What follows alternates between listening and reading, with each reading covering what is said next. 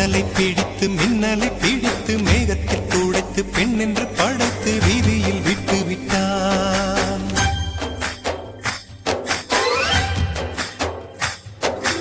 இப்படி இன்னொரு பெண்மையை படைக்க தன்னிடம் கற்பனை தீர்ந்ததை எண்ணித்தான் பிரம்மனும் மூர்ச்சையுற்றான்.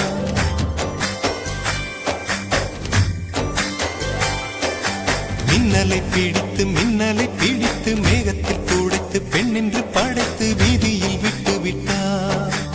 இப்படி இன்னொரு பெண்மையை படைக்க தன்னிடம் கற்பனை தீர்ந்ததை எண்ணித்தான் பிரம்மனும் மூர்ச்சையுற்றார்.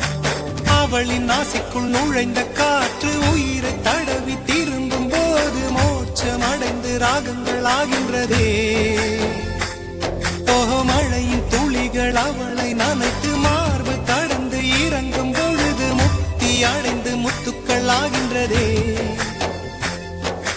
மின்னலை பிடித்து மேகத்தில் துடைத்து பெண் என்று படைத்து வீதியில் விட்டு விட்டார்.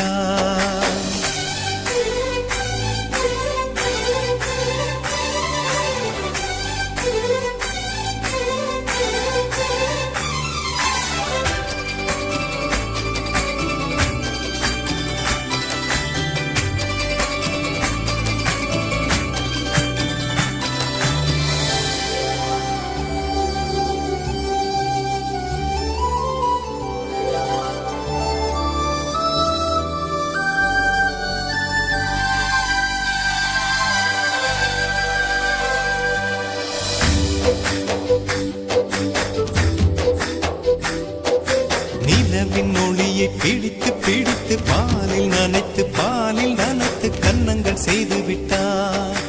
உலக மலர்கள் பறித்து இரண்டு பந்துகள் அமைத்து பெண்மை சமைத்து விட்டார். அழகு என்பது ஆண்பாலா பெண்பாலா என்பதில் எனக்கு சந்தேகம் தீர்ந்தது. அழகு என்பது நிச்சயம் பெண்பாலடா.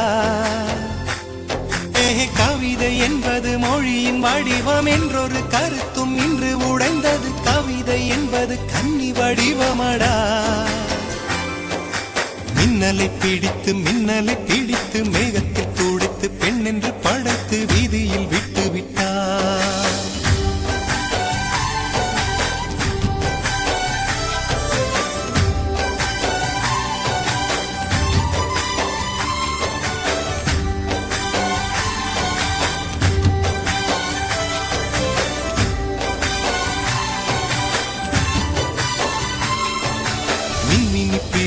மின்மினி பிடித்து கண்களில் பதித்து கண்மணி கண் பறித்தாள்.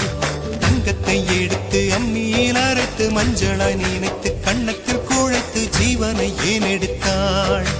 காவித்துறவிக்கும் ஆசை வளர்ப்பவள், அருகம் புல்லுக்கும் ஆண்மை கொடுப்பவள், பெண்களின் நெஞ்சுக்கும் பித்தம் கொடுப்பவளே. தெரிந்த பாகங்கள் உயிரை தந்திட, மறைந்த பாகங்கள் உயிரை வாங்கிட, ஜனனம் மரணம் ரெண்டும் தருபவளே. மின்னலை பிடித்து மேகத்தில் துடைத்து பெண் என்று படைத்து வீதியில்